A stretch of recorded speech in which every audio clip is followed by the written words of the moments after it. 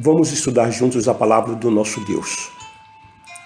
Esta aula é parte integrante de um curso de teologia básico, em que todos os temas temos em apostilas que poderão ser adquiridas através dos contatos oliveirasiloafrica@gmail.com, Bispos Antônio Oliveira e Gorete Oliveira.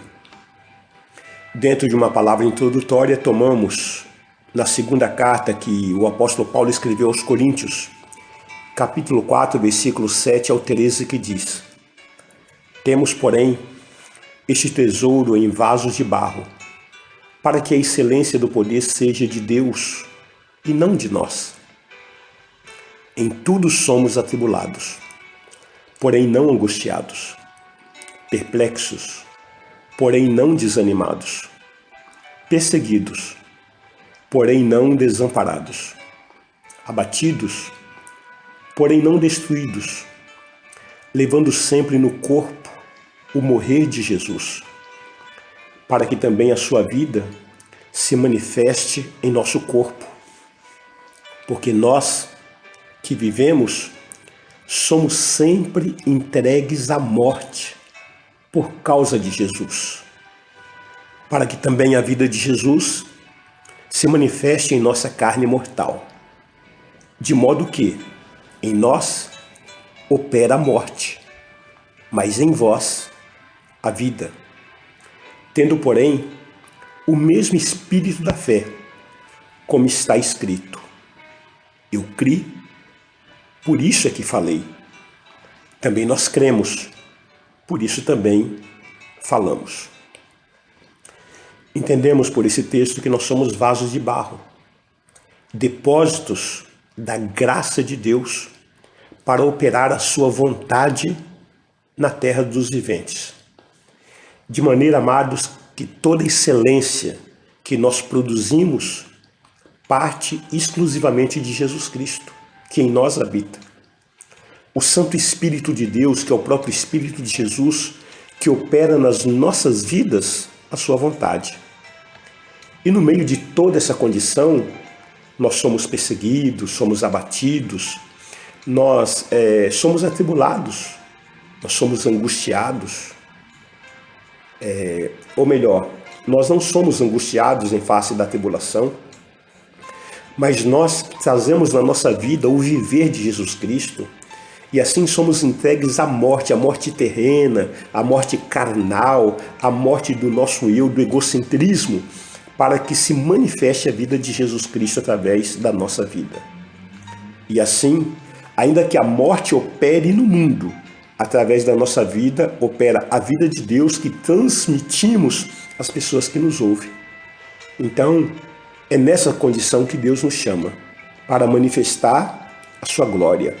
E assim nós cremos, porque nós cremos, nós verbalizamos, nós falamos.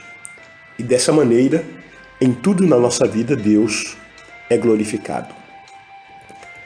Hoje nós estamos dando início a um novo tema, chamado Libertação Financeira 1.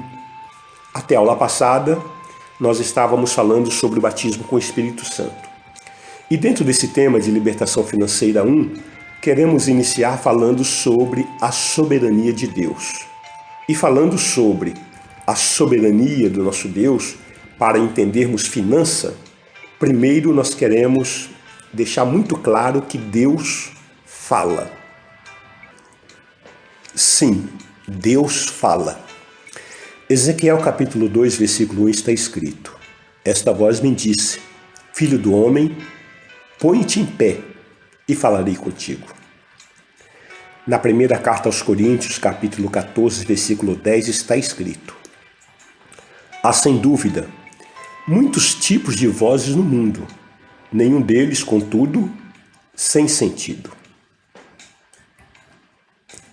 Fala, Deus, fala, Deus, toca-me com brasas do altar. Fala, Deus, fala, Deus, sim, alegre, atento ao teu mandar. O Senhor da ceifa está chamando. Quem quer ir por mim a procurar? Almas que no mundo vão chorando, sem a salvação participar. Fala, Deus, fala, Deus, toca-me com brasas do altar. Fala, Deus, fala, Deus, sim, alegre, atento ao teu mandar. O profeta Deus se aproximando.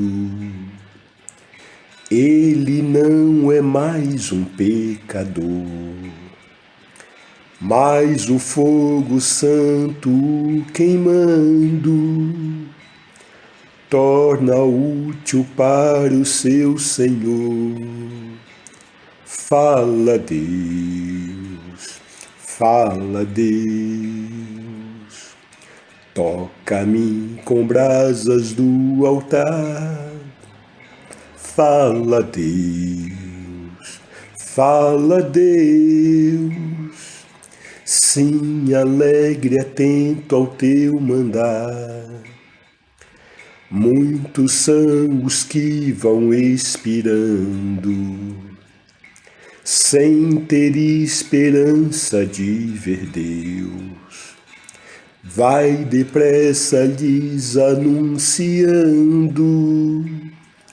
que Jesus os leva para os céus. Fala, Deus, fala, Deus, toca-me com brasas do altar. Fala, Deus, fala, Deus, sim, alegre, atento ao teu mandar. Breve os trabalhos serão findos, bênçãos vão os servos desfrutar, e Jesus os saudará bem-vindos. Esta glória espero alcançar. Fala, Deus, fala, Deus, toca-me com brasas do altar. Fala, Deus, fala, Deus, sim, alegre, atento ao teu mandar. Aleluia. Fala, Senhor nosso Deus, que nós te ouvimos. Jeremias capítulo 6, versículo 10. A quem falarei e testemunharei para que ouçam? Eis que os seus ouvidos estão incircuncisos e não podem ouvir. Eis que a palavra do Senhor é para eles coisa vergonhosa, não gostam dela.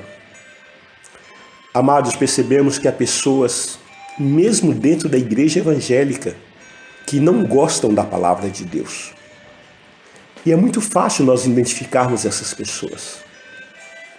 Porque aqui em Jeremias 6,10 está escrito que Deus ele quer falar, mas os ouvidos do povo estão incircuncisos e não querem ouvir, não podem ouvir, porque a palavra do Senhor para eles é coisa vergonhosa, não gostam dela. Basta dizer que há pessoas que estão anos a fio dentro da igreja evangélica, mas não estudam a palavra de Deus de forma sistemática, de forma coordenada, de forma organizada, de maneira que lhe traga um crescimento espiritual.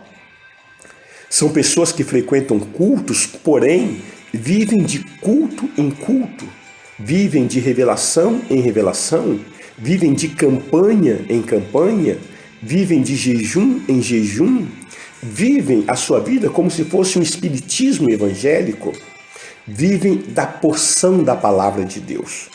Sempre alguém pregou, sempre alguém trouxe uma palavra, mas ela mesma não tem uma disciplina.